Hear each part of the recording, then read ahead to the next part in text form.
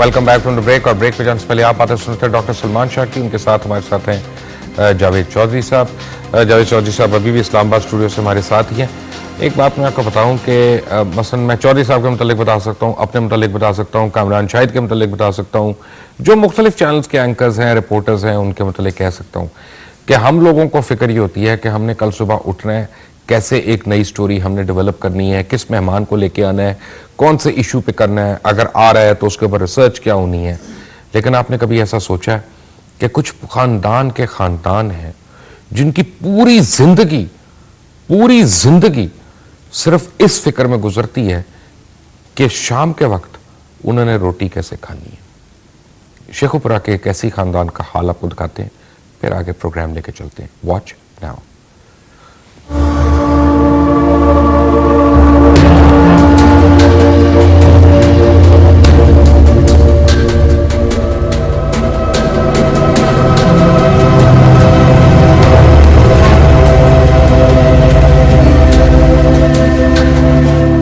शेखुपुरा के एक गुंजान मोहल्ले में वाक़े इस घर में वक्त ठहर चुका है। यहाँ जिंदगी की रौनक या चहल पहल का गुजर हुए बरसों बीत चुके हैं।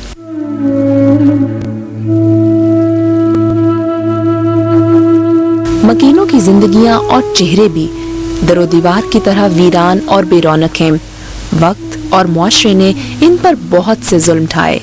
ये सब मुआशरे की बेहिसी पर तंज हैं और हर एक की कहानी दिल दहला देने वाली है।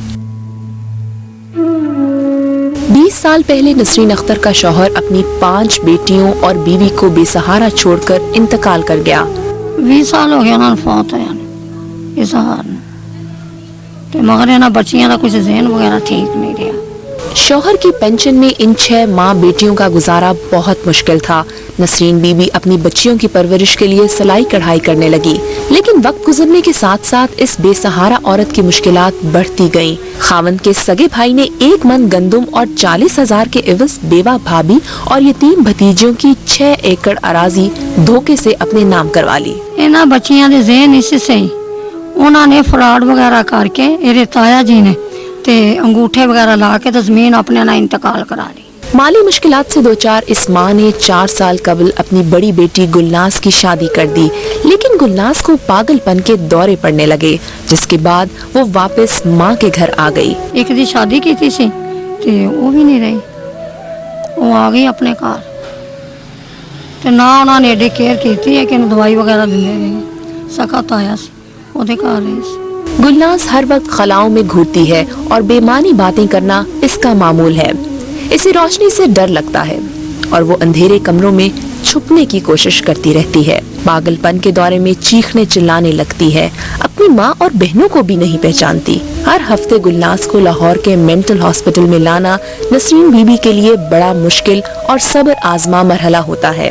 बच्ची लाहौर लेके जाना पैंदा 15 दिन बाद 500-600 रुपया ते लग जाता लाहौर जान च।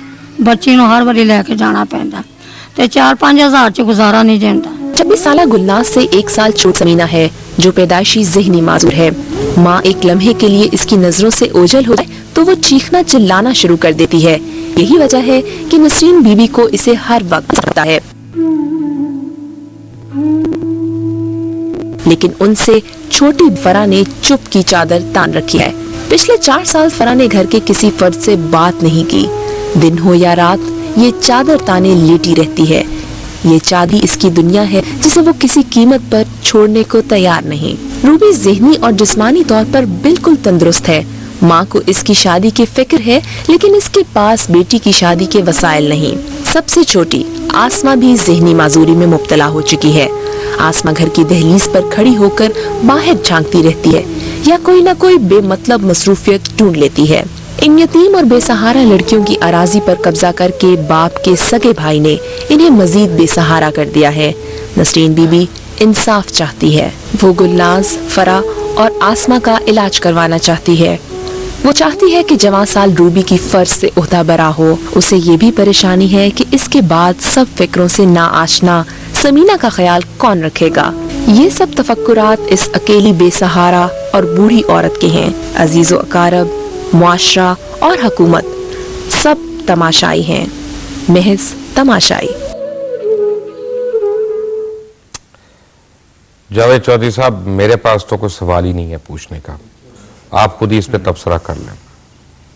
अच्छा मुबशर, दुनिया में गुर्बत हर जगह पे होती है। कहा जाता है कि गुर्बत, बीमारी और बेचैनी एक ऐसी चीज़ है जो दुनिया के किसी कोने में ऐसा नहीं कोना कि जिसमें ना हो। गुर्बत दुनिया के हर मुल्क में होती है, लेकिन दुनिया का हर मुल्क एक कम से कम गुजारे का एक पैकेज ज़रूर बनाता है और एक मैयर कर लिया जाता है कि ये मुल्क है और इस मुल्क में सबसे कम तरीन आमदनी अगर जिस बंदे की हो तो उसका इसमें गुजारा हो जाना चाहिए।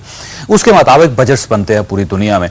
लेकिन बदकिस्मती यह है कि पाकिस्तान में जब भी बजट बनता है तो इस चीज़ को हमेशा अलग कर दिया जाता है कि लोग गुजारा कैसे करेंगे। गवर्नमेंट ये सोच के बजट बनाती है कि हमें कितने पैसे मिलेंगे और इन पैसों को हम डेवलपमेंट पे कैसे खर्च कर सकेंगे, दौरों पे कैसे खर्च करेंगे, हमारी बाहर की एम्बेसीज जो हैं वहाँ कैसे कितने पैसे भिजवाए जाएंगे, कारोबार कैसे चलेंगे सारे। आम आदमी के बारे में कोई नहीं सोचता। ये एक अलमिया है, इसमें कोई शक नहीं कि पेट्रोल की कीमतें पूरी दुनिया में ज़्यादा हो रही हैं और उसकी वजह से सारे लोगों के बजट ख़राब होते हैं। लेकिन बाहर की दुनिया ये करती है कि वो आम आदमी जो ट्रक पे सफर करता है, बस पे सफर करता है, वैन पे सफर करता है या ट्रेन पे सफर करता है, उस तक उसकी हीट नहीं पहुंचनी चाहिए। आप इंग्लैंड जाते होंगे, अमेरिका जाते होंगे, आप देखिए कि मेट्रो के जो टिकट्स है वो कभी महंगे नहीं हुए, ना अंडरग्राउंड के टिकट महंगे हुए। आज से 10 साल पहले भी वही टिकट था, आज भी वो टिकट है और हो सकता है अगले 15 साल बाद भी वही टिकट हो। जबकि पेट्रोल की कीमतें कहां से कहां चली गई। इसी तरह बिजली की कीमतें बढ़ती हैं, सामने रख के उसको बनाया जाता है।